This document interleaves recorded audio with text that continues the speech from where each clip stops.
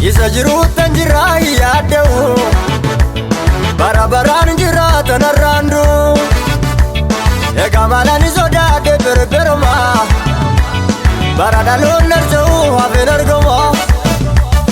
Isa jiruutan jiraa yaada'u bara baraan jiraatan arraandu egaa maalaan sodaadhe berberoma bara dhaloon ijoollee guullateen argama.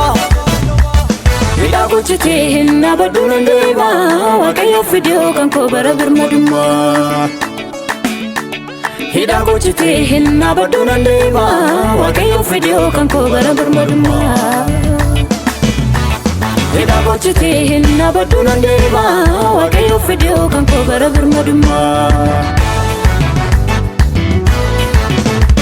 Hidha gochitee hin abadduun deema Waaqayyo fidee kan koo bara birmadummaa.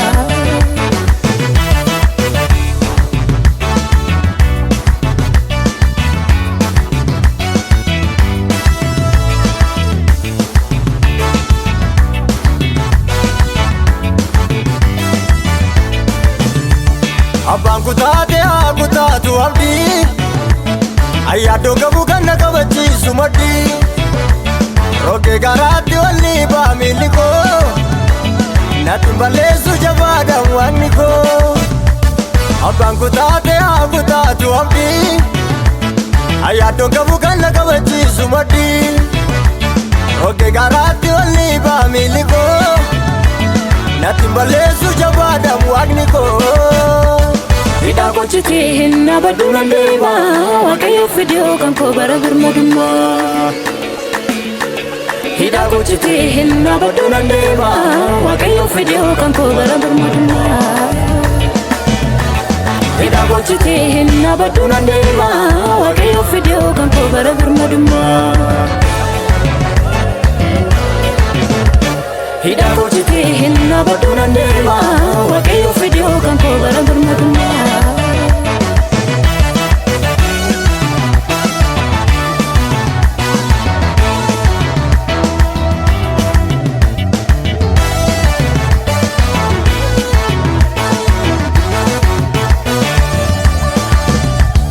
Olee bulee natti jaale jaalallisaa olee bulee naaf raawwate kakuusaa olee bulee na mul'ise akka biiftuu fageessee gooftaadhaan arge karoo kootu. Olee bulee natti jaale jaalallisaa olee bulee naaf raawwate kakuusaa olee bulee na mul'ise akka biiftuu fageessee gooftaadhaan arge karoo kootu.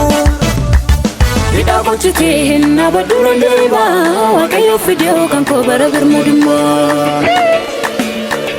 Hidha gochitee hin abadduun deema Waaqayyo fidee kan koo bara birmadummaa. Hidha gochitee hin abadduun deema Waaqayyo fidee kan koo bara birmadummaa. Hidha gochitee hin abadduun deema Waaqayyo fidee kan koo bara birmadummaa.